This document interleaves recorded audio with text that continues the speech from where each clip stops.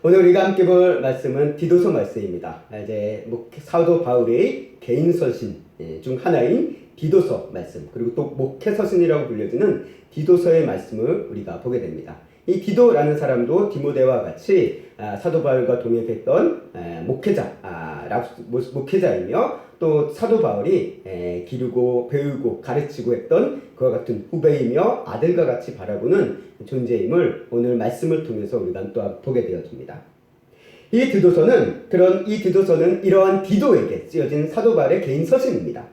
그리고 이 디도는 당시에 어디 있었냐? 그레데라는 섬에 머물고 있었습니다. 이 그레데섬, 우리가 그러다 보니까 이 그레데 섬에 머물고 있는 디도에게 목회적인 관점으로서 쓰여진 서신이다 보니까 디모데 전후서와 또 디도서의 내용이 상당히 중복되어지는 비슷한 이야기를 하고 있는 것을 우리가 보게 되어집니다. 우리는 이 서신이 같이 묶여져 있다 보니까 앞에서 한 얘기 또 한 것 같다라는 느낌을 받지만 사도 바울이 이 당시에 썼을 때는 어떻게 보면 각자를 위해서 쓰여진 서신이기 때문에 어떻게 보면 똑같은 이야기가 또 반복될 수밖에 없는 그런 상황이다라고 우리가 볼 수 있을 것 같습니다. 그러다 보니까 그럼에도 불구하고 이 디모데서와 디도서에는 약간 차이가 있습니다. 어떤 차이가 있냐? 가장 먼저 디모데는 에베소라는 교회에 지금 가 있었습니다. 이 에베소라는 교회는 사도 바울을 통해서 세워지고 시작된 교회이고 또 이를 통해서 어느 정도 성장한 교회, 조직을 갖춰진 교회다라고 이야기할 수 있습니다. 다시 얘기하면 기존의 교회, 디모데는 에베소라는 기존 교회를 개혁하고 회복하기 위해서 분투된, 한마디로 청빙받은 목회자라고 이야기한다고 한다면 디도가 머문 이 그레데라는 것은 어떤 것이냐? 사도 바울이 마무리하지 못한 일을 마무리하게 보내졌다라고 이 서신에 기록되어 있습니다.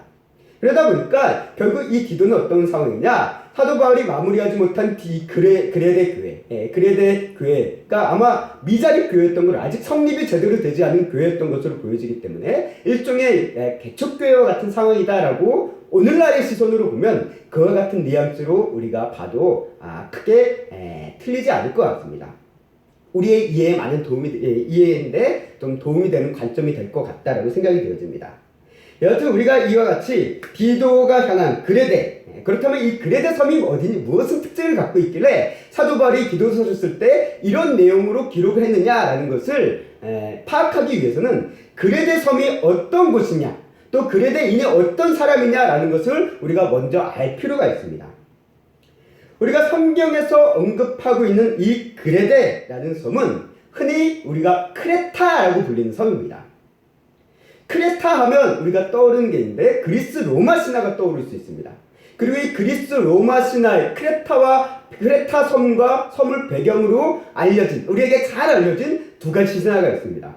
그것은 무엇이냐면 반인 반수인 미노타우루스라는 그 괴물이 갇혀져 있는 그 민화의 그 미궁의 이야기가 그 크레타 섬을 배경으로 알려진 신화이고요. 또 하나는 이카루스의 날개. 아마 이제 이카루스라는 사람이 날개를 가지고 하늘 높이 갔다 태양 끝에 있어서 날개가 녹아서 떨어져 죽었다라는 그 신화의 내용인데, 그 이카루스의 날개에 대한 이야기도 이 크레타 섬을 배경으로 전해진 신화이다라고 우리에겐 알려져 있습니다.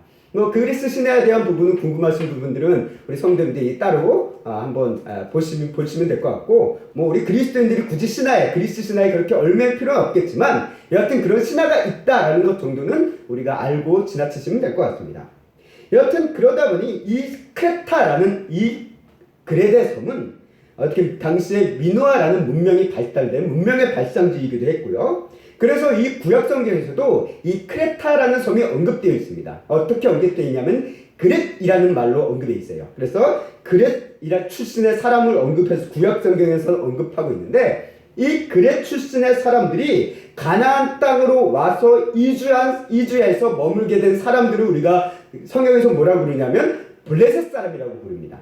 결국 이 크레타 출신의 사람들이 여기저기 흩어져서 살게 되어지는데, 그 중에 하나인 가나안 땅에 정착하면서 살기 시작한 그렛 사람들을 블레셋 사람이라고 부르고 있었다라는 것이죠. 그렇기 때문에 이 크레타라는 섬은 당시에 상당한 영향력이 있었던, 고대에 상당한 영향력이 있었던 곳이었고, 또 이 크레타 섬은 필연적으로 섬이었기 때문에, 그리스와 유럽을 잇는 중간지에 있는 섬이었기 때문에 항구와 무역의 중심지였습니다. 그래서 그리스와 유럽의 최초로 생겨난 가장 큰 항구 도시로 알려져 있고요. 그러다 보니까 온갖 배들이, 무역을 위한 온갖 배들이 이 크레타 섬에 모이게 되었습니다. 한마디로 온갖 물류가 오는 항구 도시이고, 온갖 물류가 온다는 것은 어떤 의미를 갖고 있습니까? 수많은 사람들이 모여들기 시작했다는 거예요. 수많은 사람들이 모이고 물류가 모이다 보면 어떤 일이 일어납니까? 경제가 발전합니다. 당연히 부가 축적이 되어지죠. 그리고 온갖 사람들이 모이게 되면 그곳에 문화가 섞이게 되면서 사람들과의 많은 향락이 향해지게 되는 것은 자연스러운 수순위로 우리가 볼 수밖에 없다는 것입니다.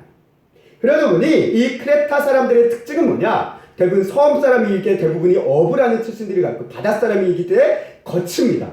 그리고 또 그러다 보니까 바다에서 언제 죽을지도 모르는 그런 상황이기 때문에 향락적일 수도 모릅니다. 수많은 사람들이 모이고 또 신들에 대한 어떤 향락적인 모습들, 그런 것이 크레타 사람의 특징이다라고 이제 알려져 있어요.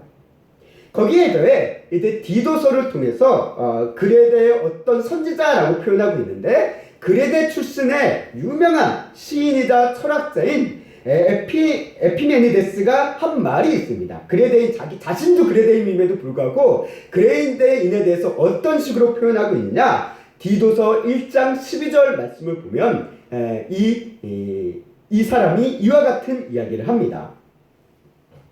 디도서 1장 12절 말씀 제가 읽겠습니다. 그레데인 중에 어떤 선지자가 말하되 그레데인들은 항상 거짓말쟁이며 악한 짐승이며 배만 위하는 게으름뱅이라 하니 라고 얘기합니다. 그레데 출신의 어떤 선지자, 이게 당시에 그 당시 아마 이 사도 바울의 당시에는 이미 죽었던 그 전 세대의 사람으로 알려져 있는데요. 그 사람이 그레데인에 대해서 얘기하는 거예요. 자신도 그레데 출신이지만 그레데인들은 항상 거짓말을 한다. 악한 짐승과 같다. 그리고 배만 위하는 탐욕을 좋아하는 그런 게으름뱅이다 라고 표현하고 있다는 거죠. 결국 그레데인들은 거짓말이 심하며 서로 불신하고 땀 흘려 일하기 싫어하고 불로소득을 바라는 사람이 그레데인이다 라고 그 당시에는 그레데인이 그렇게 평가하고 있었다라는 거예요. 그리고 사도 바울도 이런 그레데인의 평가에 대해서 13절 말씀에 보면 그것이 옳도다 라고 얘기하고 있어요. 그레데인의 모습이 정말 그와 같다 라고 사도 바울도 긍정하고 있다는 것이죠. 바로 디도가 이와 같은 그레데인들을 상대로 교회를, 그리고 교회 리더십을 세워나가야 되는 상황 가운데 있다라는 것이죠. 이것은 결코 쉬운 일이 아니었습니다. 그래서 사도 바울은 디도를 위한 격려와 조언을 아끼지 않고 그를 위해서 쓰여진 서신이 바로 디도서다라고 우리가 생각하시면서 디도서를 성도님들이 읽으시면 될 것 같습니다. 자, 이제 우리가 디도서의 말씀 본론으로 들어가도록 하겠습니다. 디도서 1장 5절 말씀에 보면 사도 바울이 디도에게 맡겨진 가장 첫 번째 목적이 있습니다. 이것을 위해서 디도를 보냈다라고 해도 과언이 아닙니다. 1장 5절 말씀 우리 함께 읽어보도록 하겠습니다. 시작.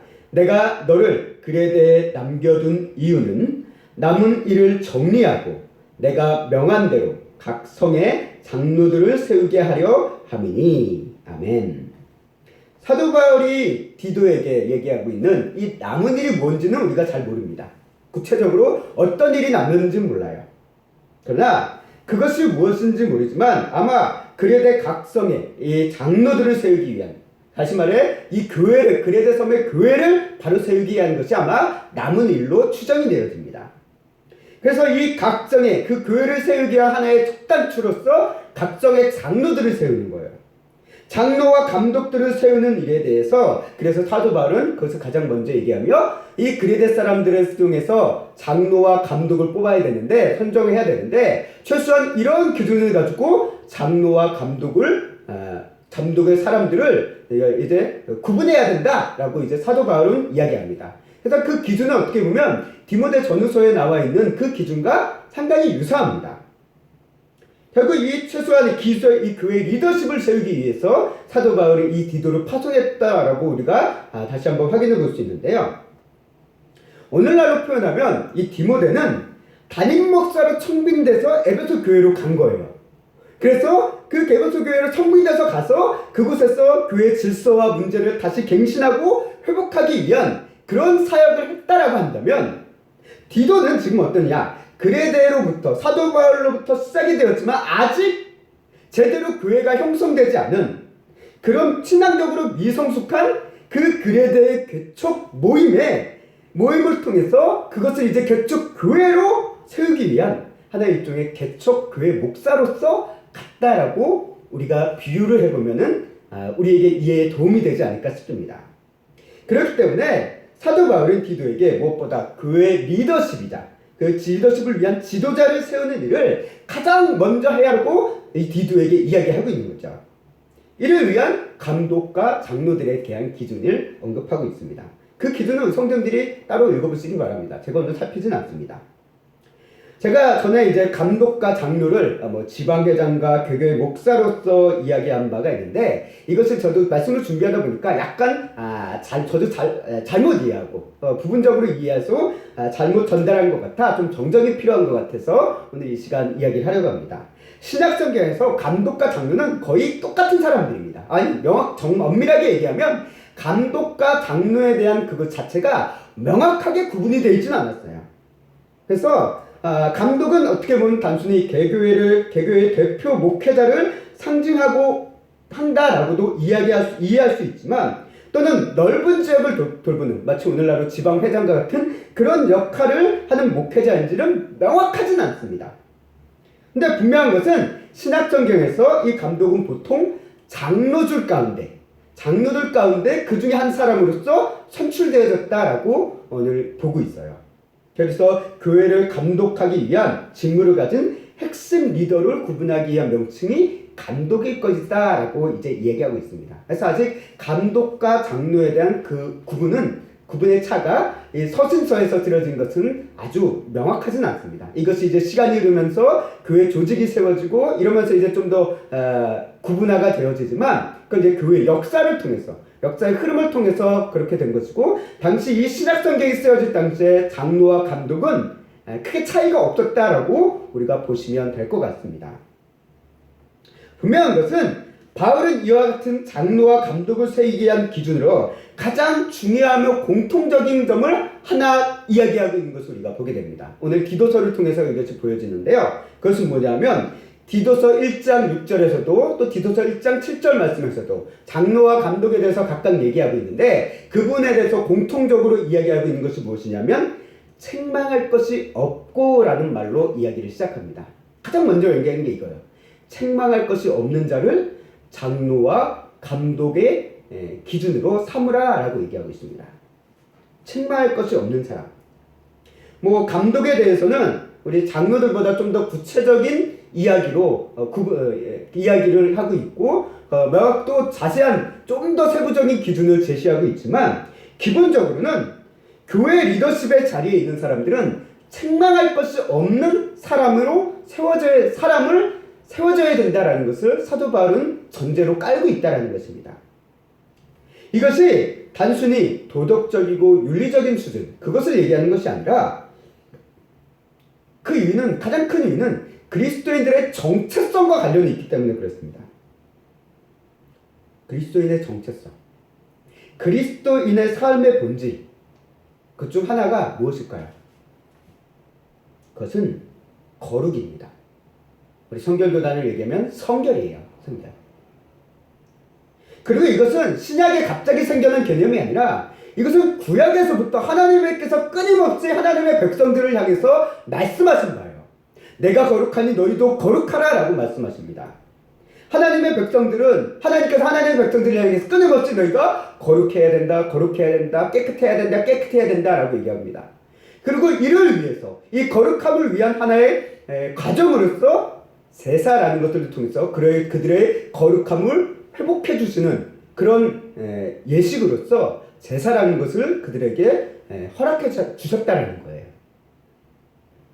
그만큼 하나님께서는 백성들의 거룩에 관심이 많으셨다는 거예요. 오늘 이것은 그리스도인들도 마찬가지입니다. 하나님의 백성들, 하나님의 자녀라고 부르는 이 믿음의 자녀인 그리스도인들 역시 거룩해야 된다는 거예요. 성결해야 된다는 거예요. 다시 말하면 책망할 것이 없는 삶을 살아야 된다는 것입니다. 그렇다고 이것이 우리가 사도 바울이 얘기하는 것이 도덕적이나 윤리적으로 완전 퍼펙트한 완벽한 사람을 얘기하는 게 아니에요. 그렇게 살 수도 없고요. 왜? 당시의 도덕과 어떤 윤리는 시대와 상황에 따라 얼마든지 달라질 수 있습니다. 과거에도 그랬던 것이 시간이 흐르면서 달라질 수 있어요. 그렇기 때문에 그런 바뀔 수 있는 기준에 따라 완벽한 것을 추구할 수는 없다는 거죠.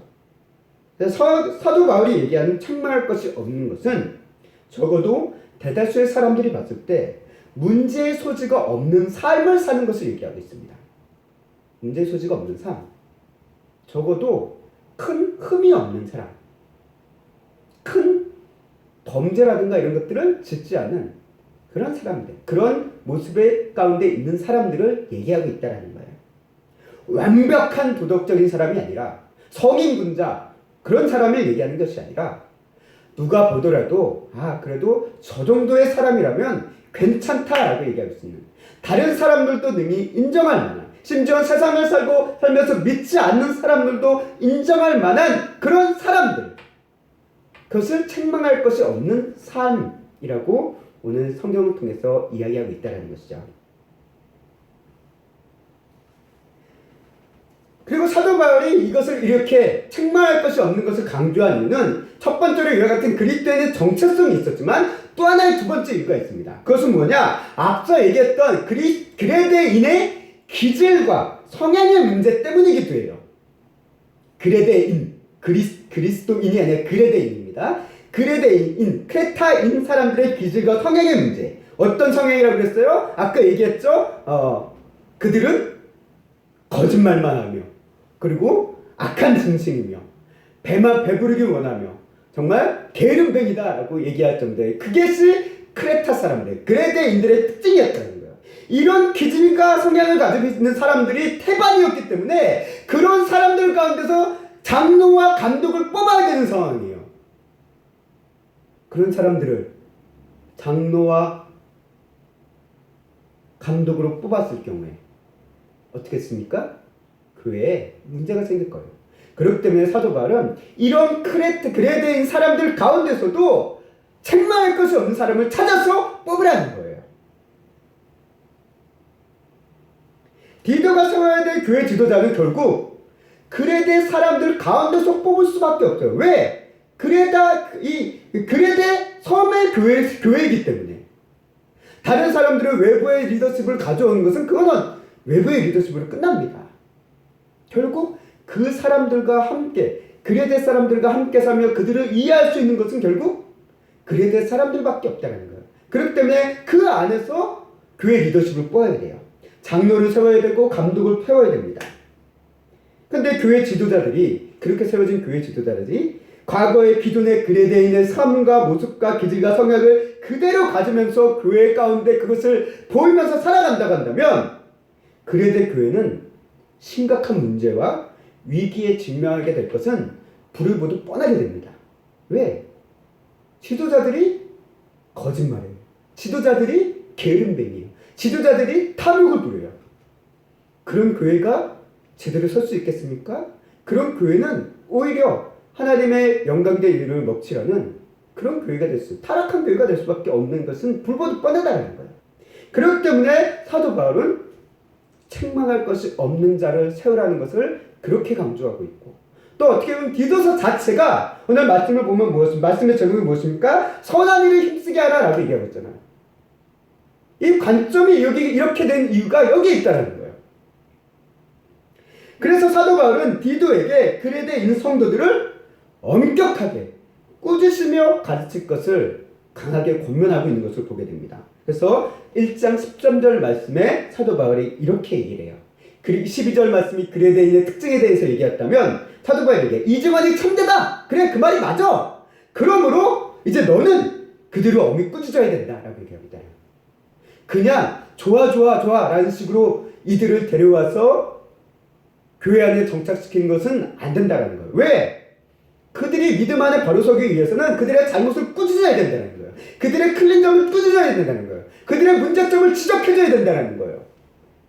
그래서 사도 바울은 유독 오늘 말씀 가운데서 그들을 껌이 꾸짖으라 라고까지 얘기하고 있다는 거예요.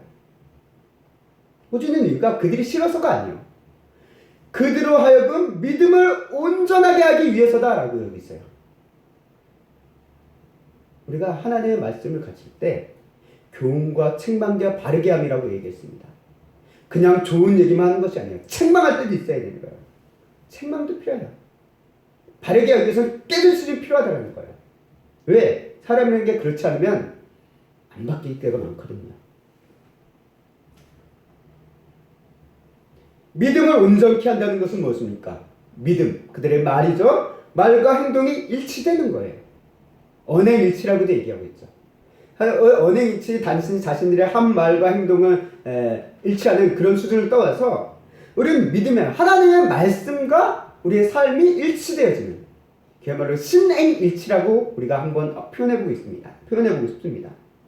하나님의 말씀과 우리의 믿음에 대한 하나님의 말씀과 우리의 삶의 행동은 일치가 되게 돼요. 근데 이것을 위해서는 우리의 기질, 우리의 성향을 꾸짖으며 그것을 깨닫게 하고 버려야 될 필요가 있다는 것이죠. 결국 교회 지도자인 장로와 감독에 대해서 책망할 것이 없는 부분도 결국 그들의 믿음과 행동이 일치된 바를 의미하는 것이에요. 그들을 뽑을 때 책망할 것이 없는 교회 지도자들을 뽑으라 라고 해요. 책망할 것이 없다는 결국 하나님의 말씀과 그들의 행동이 일치되어져서 흠잡을 것이 없을 만한 그런 모습으로 삶을 살아가는 사람들, 한마디로 신뢰가 있는 사람들, 그것을 얘기하고 있다는 것이죠. 그래서 에베소서에서는 이것이 믿는 것과 아는 일에 하나가 된다라고도 말씀에서는 이야기하고 있는 것입니다. 이렇게 사도 바울은 디모데를 통해서 그에게 남겨진 일, 그레데 교회를 세우는 일도 보여주는데, 이 교회를 통해서 교회 지도자를 세우는 것으로 이제 세우기가 아니고 끝나는 것이 아니라, 한마디로 오늘날로 치면 임직승난하고 또 목사 이제 청부임승난하고 끝나는 것이 아니라, 목사 안수식만 하고 끝나는 것이 아니라 뭘 해야 되냐? 그 다음에 해야 될 것이 또 있었습니다. 그것이 무엇이냐? 그레데 성도의 성도들을 가르치는 일에 대한 조언으로 이어집니다. 사도 바울은 이를 위해서 그가 가장 먼저 신경 써야 될, 교회 성도들을 가르치기 위해서, 그레데 성도들을 가르치기 위해서 그가 신경 써야 될 것이 무엇인지를 세 가지를 이야기하고 있습니다. 세 가지를 이야기하고 있는데요.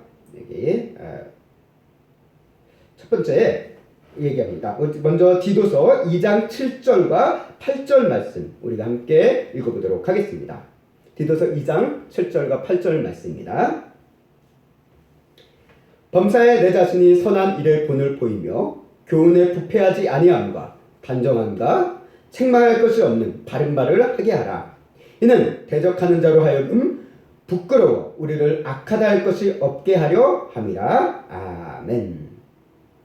사도 바울은 디도에게 가장 먼저 이야기합니다.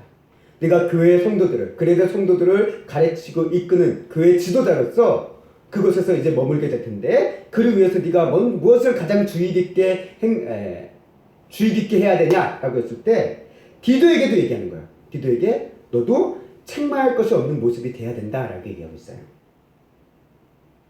그 이유가 뭘까요? 사도 바울이 디도를 보낼 정도였으면 그가 신앙적으로도 어느 정도 수준에 이른 사람들이에요. 그런 이에게 다시 이런 얘기를 하는 이유가 뭘까요? 그 이유가 있습니다. 첫 번째로 그레데 성도들에게 선한 일의 본을 보여주기 위해서입니다. 우리가 100번 듣는 것보다 한 번 보는 게 낫고 100번 보는 것보다 한 번 해보는 게 낫다라는 말이 있죠. 그러니까 어떤 가르침이든지 누군가 본을 보여줄 때, 그리고 본을 보여준 바를 행하게 할 때 가장 효과가 큽니다. 그리고 실제적으로 예수님도 그와 같이 제자들을 가르치셨어요. 예수님은 말로만 어떤 칠판에 뭔가를 써나면서 어떤 지식을 가르치기보다는 항상 예수님의 가르침은 어떤 가르침입니까? 현장 교육이었다는 거예요. 항상 본을 보이셨습니다. 그것을 그리고 제자들이 하게 하셨습니다. 본을 보이시며 가르친 것이 예수님의 가르침이었습니다.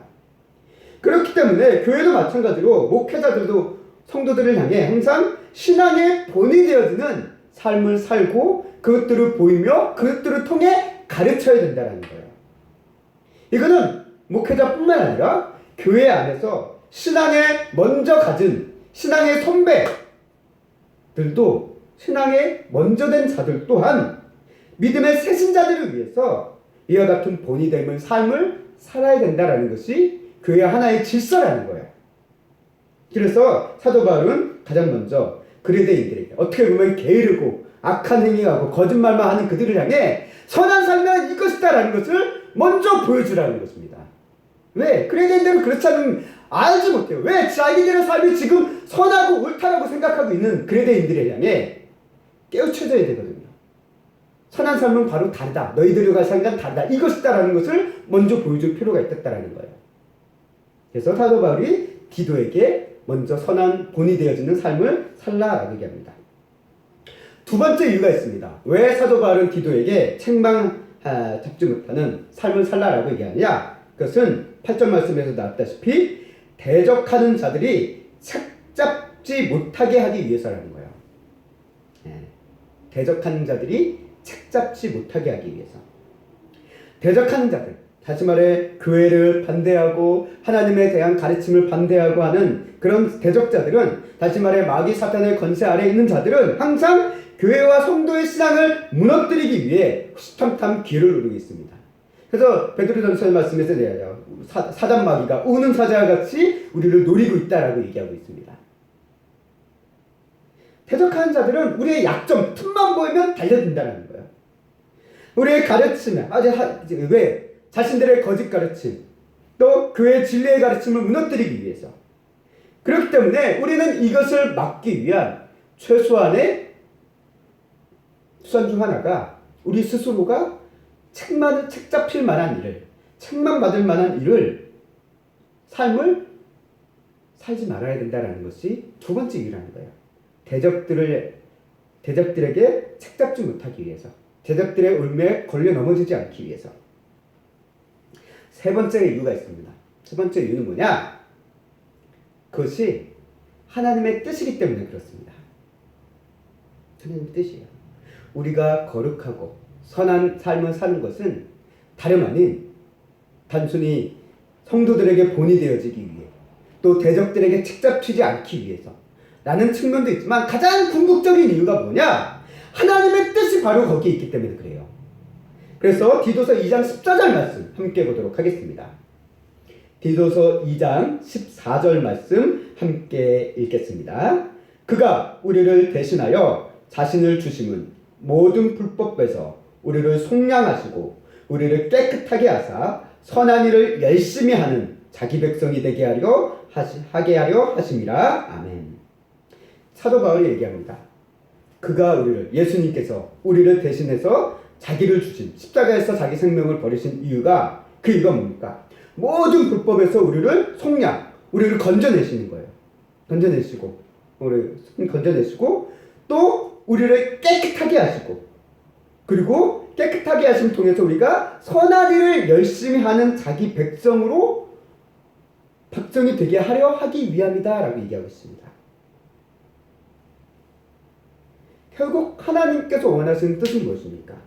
하나님의 백성, 예수님의 백성들은 모두 선한 일을 열심히 하는 자들로 살아가야 됨을 얘기하고 있다는 거예요.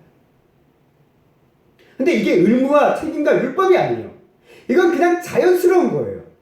마치 숨을 쉬기 위해 우리가 살기 위해 숨을 쉬는 것처럼, 배고프면 밥을 먹듯이 그냥 자연스러운 거예요. 자연스러운 거죠.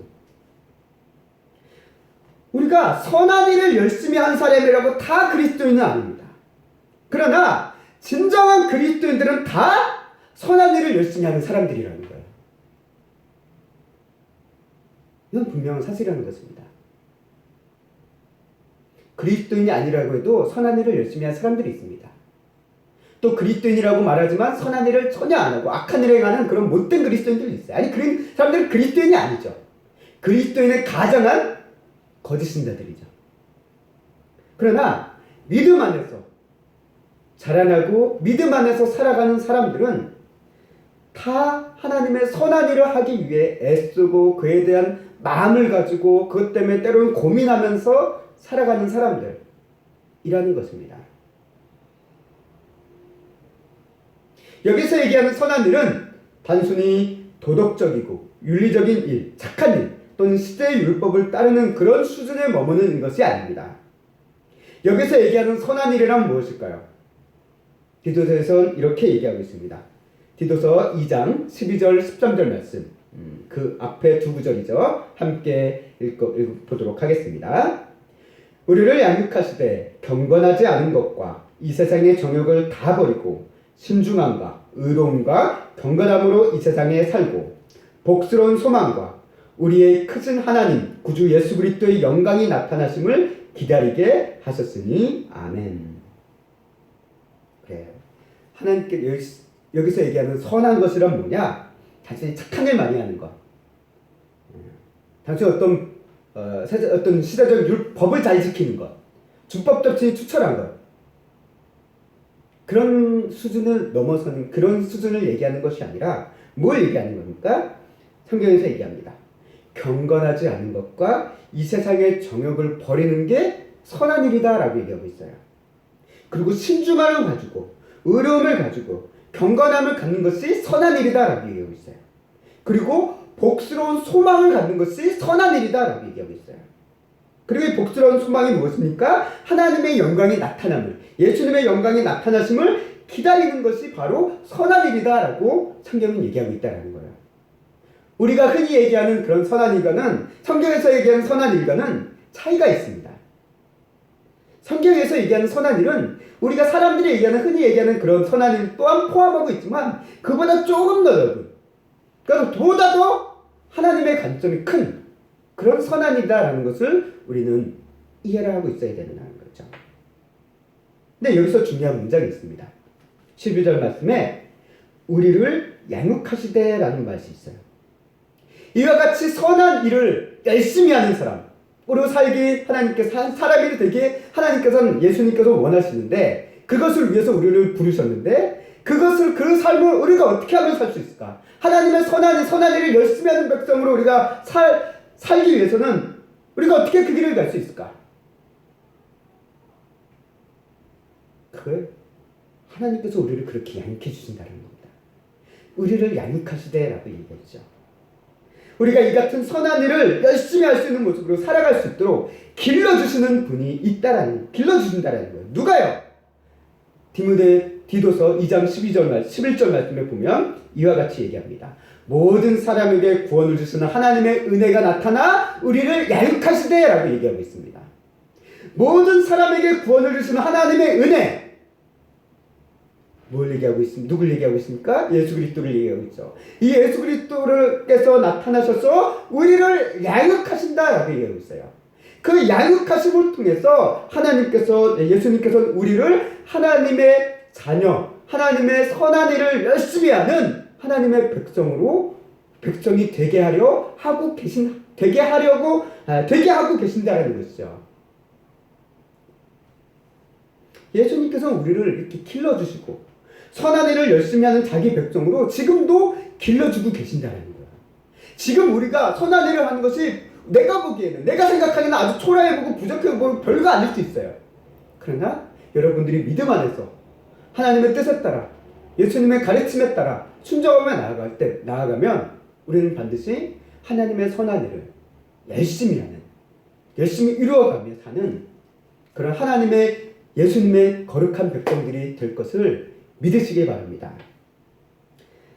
그리고 사도 바울은 이 같은 진리를 무엇보다도 그에 대해 교회에 가르치라라고 이야기하고 있습니다. 앞서 얘기했던 건 복음의 내용이죠, 결국. 그래서 사도 바울이 2장 15절 그리고 3장 1절 말씀에 이렇게 얘기합니다. 함께 읽겠습니다. 너는 이것을 말하고 권면하며 모든 권위로 책망하여 누구에게든지 업신여김을 받지 말라. 너는 그들로 하여금 통치자들과 권세 잡은 자들에게 복종하며 순종하며 모든 선한 일 행하기를 준비하게 하며 아멘. 사도 바울은 여기서 또 한 번 반복하는 게 있습니다. 선한 일을 행하기를 준비하게 하라 라고 얘기하고 있습니다. 그레데 사람들은 악한 사람들이에요. 악한 일을 많이 하는 사람들이에요. 아니 그게 습관화된 사람들이에요. 그게 기질인 사람들이에요. 근데 이제는 그리스도 믿음 안에서 선한 그리스도인 그레데인으로 바뀌어가야 된다라는 거예요. 변화되어야 된다는 것을 사도 바울은 얘기하고 있다는 거예요. 악한 그리스도인으로 살지 말고 선한 그리스도인으로 이제는 살라라고 그것을 이제 준비시키라라고 사도 바울은 디도에게 말씀하고 있는 것을 보게 됩니다. 무엇보다 사도 바울은 이와 같은 가르침을 하면서 니네 그리스도인만 그렇게 특출나게 악하고 나쁘기 때문에 너는 이런 가르침을 준 것이 아니다라고 얘기하고 있어요. 아니 오히려 우리도 너희와 다를 바가 없었다라는 것을 이야기하며 그레데 사람들이 낙심하지 않도록 그레데 사람들이 소망을 품도록 격려해 주는 말씀도 또한 함께하고 있는 것을 우리가 보게 됩니다. 그래서 디도서 3장 3절 말씀에 사도 바울이 이렇게 이야기를 합니다. 함께 읽겠습니다. 우리도 전에는 어리석은 자요 순종하지 아니한 자요 속은 자요 여러 가지 정욕과 행락의 종로를 탄 자요 악독과 투기를 일삼은 자요 가증스러운 자요 피차 미워한 자였으나 아멘. 우리도 그랬다는 거예요. 사도 바울도 그레데인들을 향해 우리가 지금 너희에게 하나님의 선한 모습을 선한 일을 하기 위해서 이런 모습으로 서 있지만 우리가 예수님 믿기 전에는 우리도 너희 그레데인들과 다를 바가 없었다라고 얘기하고 있다는 거예요. 우리도 너희랑 크게 틀리지 않았다라고 얘기하고 있었다는 거예요. 그런 우리도 이렇게 새롭게 예수 그리스도 안에서 새롭게 선한 사람, 선한 일을 하는 백성으로 이렇게 바뀌었으니 너희도 그 길을 그렇게 살아갈 수 있다라는 것을 사도 바울은 이야기하고 있다는 것입니다. 결국 그레데 사람들 역시 하나님의 은혜의 복음 안에서 얼마든지 바뀔 수 있음을 가르쳐주고 있다는 거예요. 그래서 디도서 3장 4절과 7절 말씀에 예수 그리스도의 복음에 대한 내용을 다시 한번 정리를 합니다. 4절서부터 7절 말씀 함께 읽어보겠습니다. 우리 구주 하나님의 자비와 사랑하심이 나타날 때에 우리를 구원하시되 우리가 행한 바 의로운 행위로 말미암지 아니하고 오직 그의 긍휼하심을 따라 중생의 씻음과 성령의 새롭게 하심으로 하셨나니 우리 구주 예수 그리스도로 말미암아 우리에게 그 성령을 풍성히 부어주사 우리로 그의 은혜를 힘입어 의롭다 하심을 얻어 영생의 소망을 따라 상속자가 되게 하려 하심이라. 아멘. 사도 바울은 이 복음의 내용, 복음의 핵심적인 내용을 다시 한번 전달을 합니다. 자, 우리가 이런 은혜 가운데 있다. 예수 그리스도를 통한 이 믿음의 놀라운 은혜 가운데 있다. 그렇게 우리는 새롭게 과거의 악한 모습을 버리고 하나님의 선한 일을 열심히 하는 백성으로 지금 우리는 살아가고 있다. 너희도 이제 그런 믿음 안에 있으니 너희도 그렇게 될 수 있다. 그렇게 되어야만 한다. 라는 것을 사도 바울은 그레데인들에게 디도를 통해서 그레데인들에게 명확하게 분명하게 꾸짖고 가르칠 것을 사도 바울은 이야기하고 있는 것을 보게 됩니다. 그래서 사도 바울이 이 은혜의 복음을 가장 힘있고 가장 강하게 가르칠 것을 이야기하는 것을 보게 됩니다. 3장 8절 말씀 보겠습니다. 이 말이 mit보다다 원하건대 너는 이 여러 것에 대해 굳세게 말하라. 이는 하나님을 믿는 자들로 하여금 조심하여 선한 일을 힘쓰게 하려 함이라. 이것은 아름다우며 사람들에게 유익하니라. 아멘. 여기서 사도 바울은 또 한 번 얘기하죠.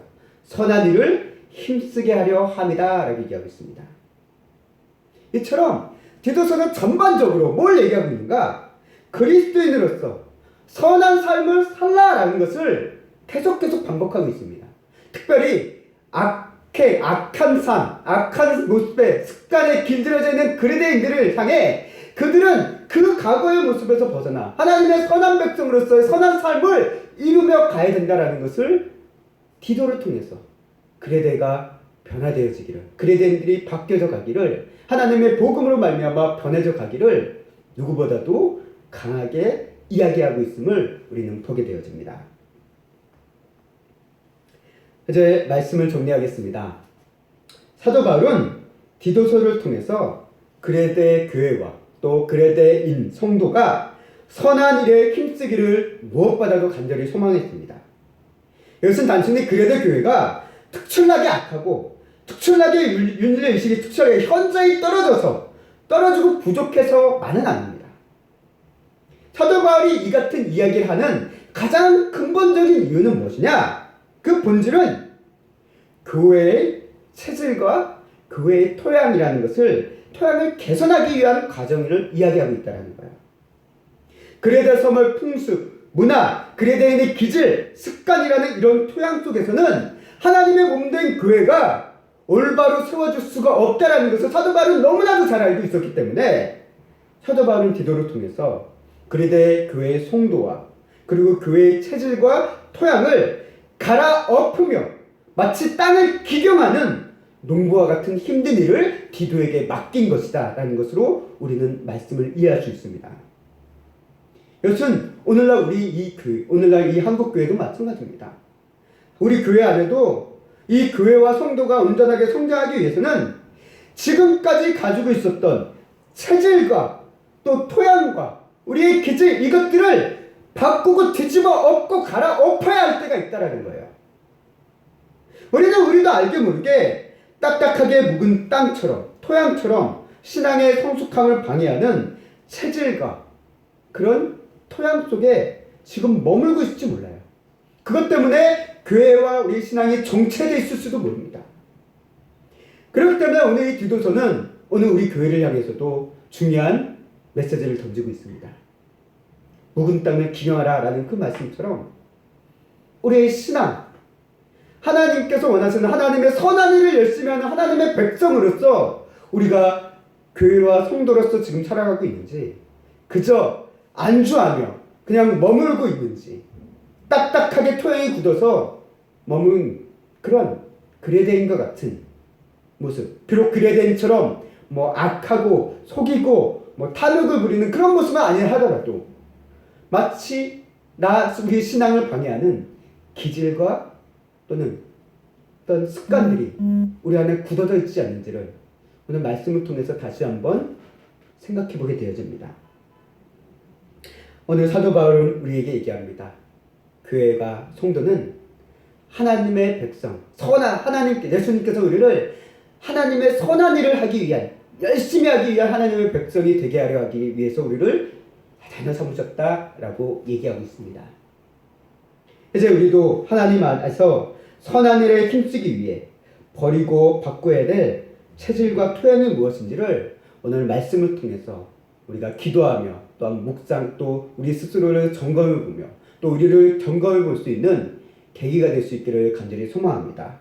이를 통해 우리 성도들의 삶이 하나님의 선한 일에 열심히 하며 나아감으로 세상 가운데 책망할 것이었고 오히려 세상에 하나님의 빛과 소금의 모습으로 능히 비춰줄 수 있는 우리 귀한 성도님들과 또 소형교회가 될 수 있기를 주님의 이름으로 간절히 소망하고 축원합니다. 아멘.